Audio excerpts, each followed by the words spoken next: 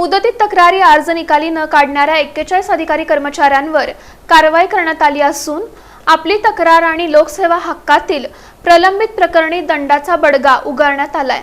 आपली तक्रार माय सोलापूर ॲप व लोकसेवा हक्क अधिनियमांतर्गत अर्ज मुदतीत निकाली न काढल्याप्रकरणी सोलापूर महानगरपालिकेने 41 अधिकारी व कर्मचाऱ्यांवर दंडात्मक कारवाई केली आहे।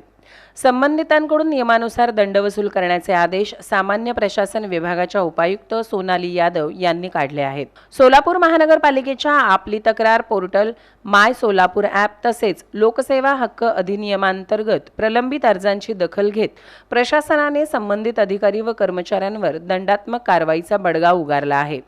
मुदतीत तक्रारी व अर्ज निकाली न काढणाऱ्या अधिकारी कर्मचाऱ्यांकडून नियमानुसार दंड वसूल करण्याचे आदेश महानगरपालिका आयुक्त डॉक्टर सचिन ओंबासे यांनी दिले आहेत।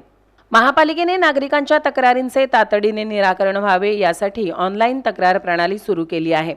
तसेच लोकसेवा हक्क अधिनियमांतर्गत 136 सेवा अधिसूचित करण्यात आल्या आहेत।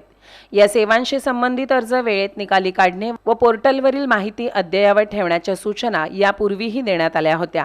मात्र अद्याप अनेक तक्रारी व अर्ज प्रलंबित असल्याचे आढळून आल्याने ही कारवाई केली आहे। आपली तक्रार माय सोलापूर ॲपवर प्रलंबित ठेवल्याप्रकरणी 17 कर्मचाऱ्यांना एकूण 5,300 रुपये दंड आकारण्यात आला आहे।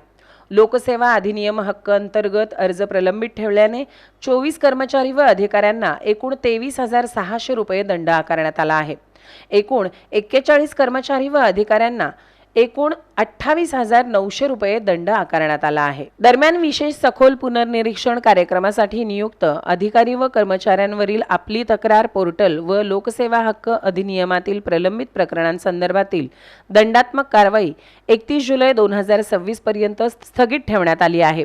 संबंधित विभाग प्रमुखांनी या आदेशानुसार पुढील कार्यवाही करावी असेही निर्देश यावेळी देण्यात आले आहेत।